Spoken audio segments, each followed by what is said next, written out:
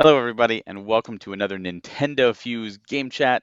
Today, I'm joined by both Steve and Greg, and we will be talking about Berserk Boy for the Nintendo Switch.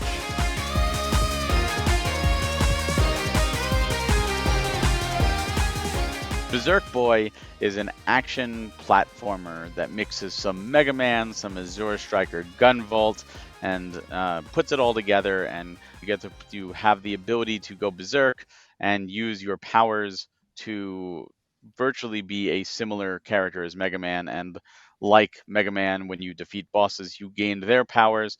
But it's kind of like the ZX games, really, where you actually turn into them and you get an entire new roster of powers.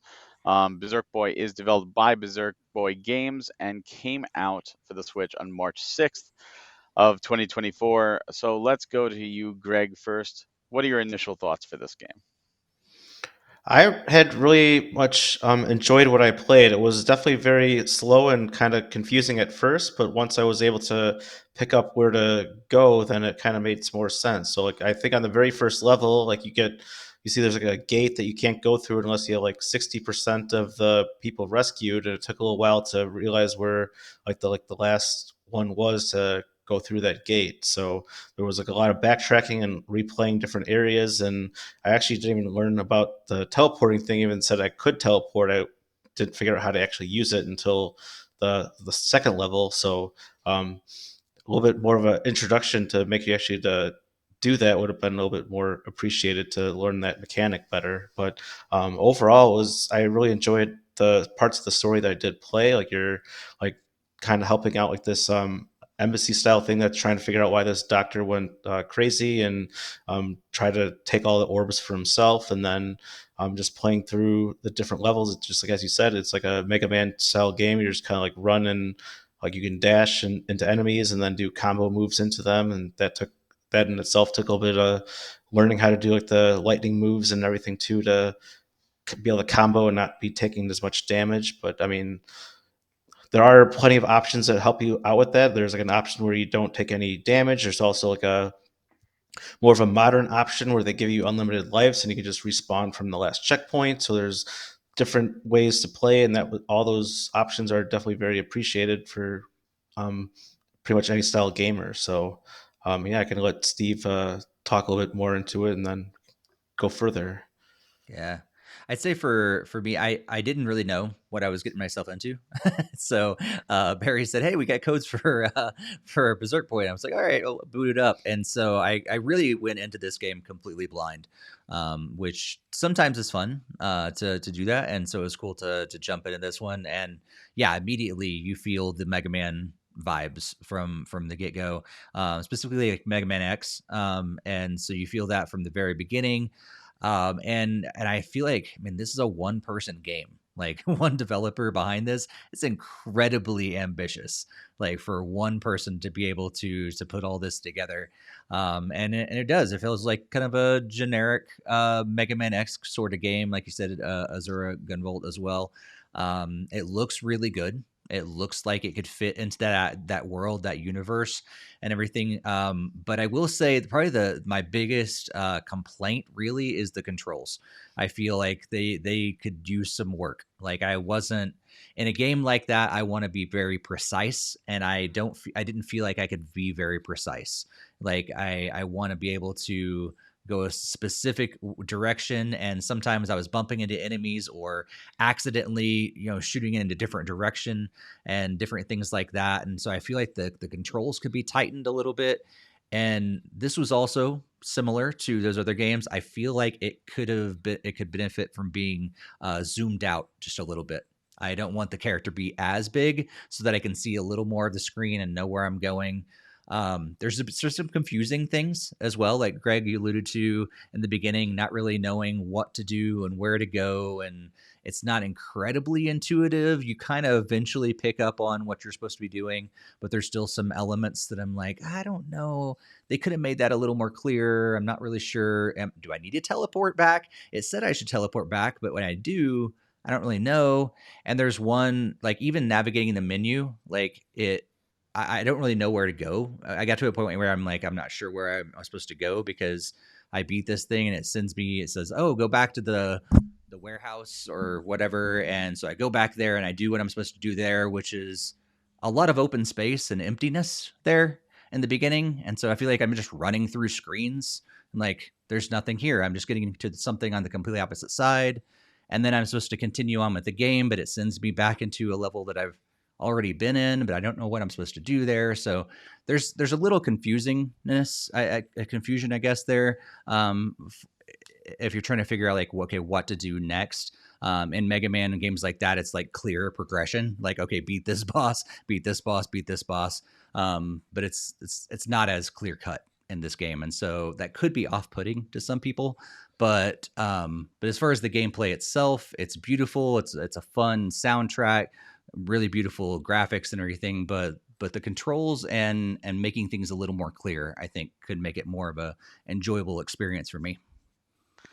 Yeah, see the controls, you know, one weird thing is you can't access the options once you start the game. They're only in the beginning. And when I got into the game, I immediately had to restart because they did jump was A, and I'm like, no, no. So thankfully, this game does feature button mapping, and you can change it. That is awesome. Every game should have that. Um, I don't know why default some people put jump is A. It's no, Mm. it's B. It need to be B. Princess So Peach Showtime is default yeah, to A. It's so annoying. yeah. So at least this gives you the button mapping. So that's Mm. I'm not going to knock the game because it Yeah. allows you to change it.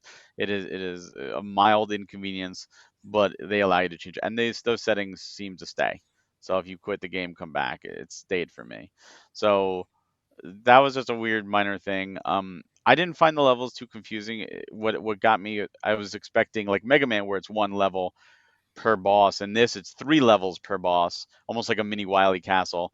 And you got to go, in order 1-1, 1-2, 1-3, even though they're all in the same area.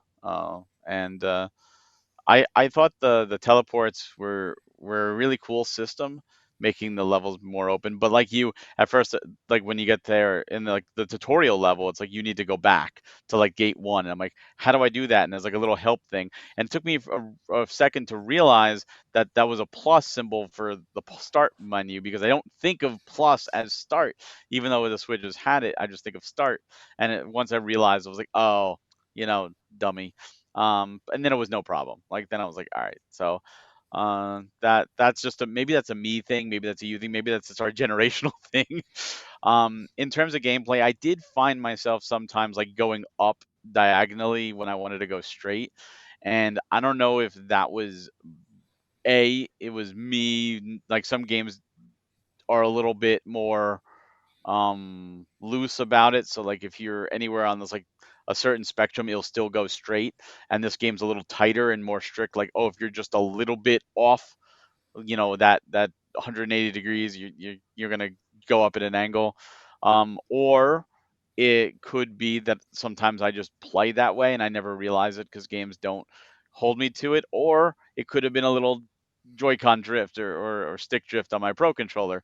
I don't know. So I don't want to judge that, but it did happen to me, and I was like, oh, maybe I should switch to the D-pad. I'm like, oh, this doesn't feel as good. I'm going back to the analog No, stick. it does not. No, it doesn't. No. Um, Yeah. Definitely no. play with the analog stick for sure. So Because I went to the D-pad first thinking, okay, this is a classic, game. I'm gonna feel more comfortable on the D-pad, but it was not better. No. But so like that, I really enjoyed it, and I enjoyed. So there's an upgrade system. We should talk about this. Mm. There's currency you can get, and you could use it in your shop in your lab because when you go back after a level, you go back to the base, and it's open. At first, I thought the same thing. Why am I going through all these screens? But then I Mm. realized as you're saving people in the level, they populate those Mm. rooms. So then you could talk to them in between missions. And I'm like, okay, it wasn't clear at first. Nothing says this Right. will be populated later, but now it makes sense. I get it. But you can use these currency to permanently upgrade your health, your energy, special moves. You can like dash more. You can do an extra attack. And I like that. I like that it allows you to really customize your play style, what you like. And each orb you get that creates a brand new suit for you gets new power-ups to upgrade. I did find an area in the second world It's like 2-1 where you're drilling because of the firepower gives you the ability to drill, which I thought was really cool and fun. Where you could drill and there's a whole bunch of currency, and I did that, and I'm like, oh, I missed some. Let me go back up and get what I missed. And when I came back, they were replenished. I was like, oh, this currency replenishes. So I sat there and I started farming for like 20 minutes of going in circles. That's the Nice. kind of crazy person I am. So that is, hopefully that doesn't get patched, but it does. The energy does come back. So if you do want to grind a little bit, 2-1 has a very nice section to grind in. Um, so yeah, so Greg, let's go back to you. You know, different power ups, different other mechanics that you were going to allude to before passing it to Steve. Yeah, I got to the second world. I actually didn't really even discover the grinding area, and I think it was even 2-1 where I even got kind of confused where to go because it's like, oh, hit this switch and then you can like go back, and then I didn't even hit the switch, so then I teleported back, and then I was like, okay, did I miss? I think I missed like a secret area along the way that was trying to tell me to rescue another person, and then it's like I went and then like I went all the way back through, and then again it said like, oh, hit the switch and go back, and I was like, what is the switch? And then I did find the switch and was able to proceed to the boss. But yeah, I did purchase a few of the upgrades, and those were really. I definitely started with the health ones because I was, even though I was playing on with unlimited lives, even in like 1-2 and 1-3, I was dying a lot because it was a lot of, like you were saying, like if you just don't have the control stick in the perfect direction, you could easily end up in like missing a platform and not like, Mhm. and you just like fall to your death, and then just throws you back to the last checkpoint. So then it was a lot of rehashed there. And then I know neither of you guys also had mentioned too that it does penalize you for every death you take. So like if you complete the Mhm. level, that gives you a score, and then it's like, oh, you died like 20 times, so we're going to take off like 20,000 points off your score, and it's like, well, that's not really too fair there. But I don't know if the points really matter for anything, but it just And feels like kind of whose line it depressing is in a way. anyway. Yeah, but yeah, and then even one thing I noticed between Worlds 1 and 2 is it repeated the spider boss already. So I don't know Mm. if that's going to be reoccurring further, but I mean, usually you like to try to see unique boss fights as you Mm. go on. But both like the main bosses were like kind of in the first two worlds were like pretty much exactly the same. They just Mm. add like a new attack or made one like slightly stronger, almost like a Phantom Hourglass style, where it's like you're fighting the same stuff over and over again, Mm. and that just slightly changes throughout each battle. But yeah, I did like the upgrade system. I didn't get to buy quite as much stuff as Barry because I didn't grind through it, but I did get. Yeah, I was doing the health upgrades first because those are also the cheapest ones to do. And I'm usually a collector when I play, so if I see like a little secret like cove of like extra energy, like I was trying to get it. And like even there was like the one level there was like these ladders that like extended down, and so then I was like going all the way down. Like I bet they're hiding something underneath this platform. And I was like, oh no, nothing's there. And so some of the levels also made sense. They actually show a little skull icon, so it shows you that it's a bottomless pit, and that was appreciated. But other spots in the game, it doesn't show that, so I was kind of confused. I'm like, oh, I bet something's probably hidden here because it doesn't show me the skull thing. And I'm like, nope, it's just still death. So, um, if it's anything that Tears of the Kingdom has taught me, you can't just be open exploring and think every pit is going to reward you with something. And it's still really fun levels to play through. I just wasn't really going approaching it with a speed perspective in mind because I'm Mm. usually just trying to collect everything that I come across too. So Mm. Yeah. Yeah, I think this kind of does capture beyond the look of the game and some of the style. It's like it goes into how they present the game is also kind of classic style because it's not hand holding, and I think maybe I was wanting that because it's not like there's things that are like I don't really get this, and even when they're explaining the the three or the different gauges and stuff in the top left, I was confused. I was like, okay, what does what again? I need to you need to go over that again. And why would I ever not want to be in berserk power? I thought it depleted over time, but nope, you can stay there. And so I'm like, well, why would I ever go back to normal me if I got this power the whole time? So that kind of seemed weird, but like, and so it was like all these different things they do throw it at you, but it's not incredibly. I think it really just like is all the things that I can think of as more quality of life. Kind of like, hey, hold my hand just a little bit. Explain this just a little bit more. Like the first time I rescue someone, say, hey, I'll see you back at headquarters. And I go, oh, they're going to be back at headquarters. And then the first time I go there, they go, oh, thanks for saving me. And then I realize, oh, if I save more people, they're going to be here. And I can start to put those things together and connect those dots instead of just running through open areas going, why am I just keep running to the left and keep running to the left and keep running to the left? Nothing is here. And so some of those things I think could just be tweaked just a little bit to take the game, I think, from like, a 5 to a 9 really easily. But still, I go back to the fact that this is a one-person game, and man, okay, now I'm a little more forgiving because this is incredibly ambitious for a one-person game. It's really top notch that one person can be able to crank this out. That's really impressive. Yeah, so I completely agree. So some of the stuff with the mechanics, you can dash into enemies and you like create a tether, and then you can push the Y button or whatever attack button, but for me it was Y.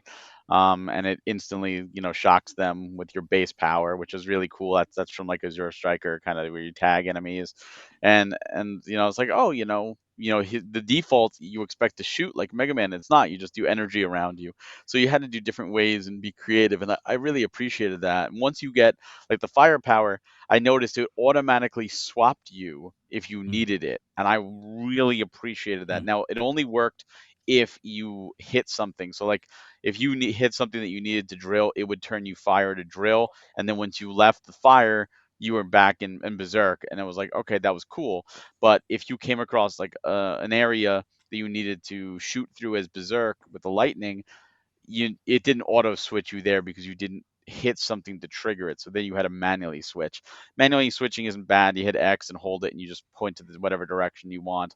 Um, but it was still, I appreciated the auto switching, but it doesn't always work.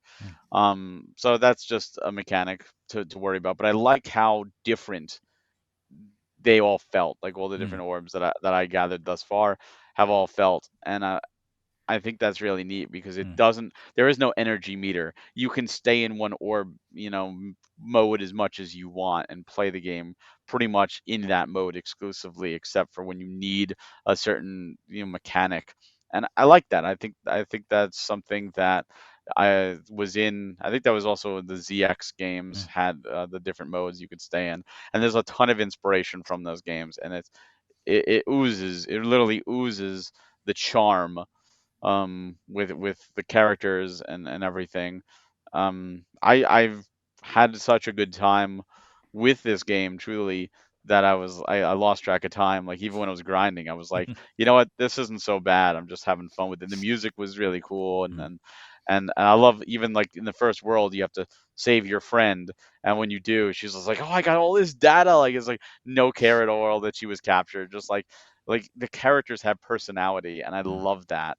I love that they put personality into these characters, and they could have just been NPCs, but Right. they do have their own little charms, and I'm interested in seeing the story through and seeing what happens. Mm, The game itself is a $20 download.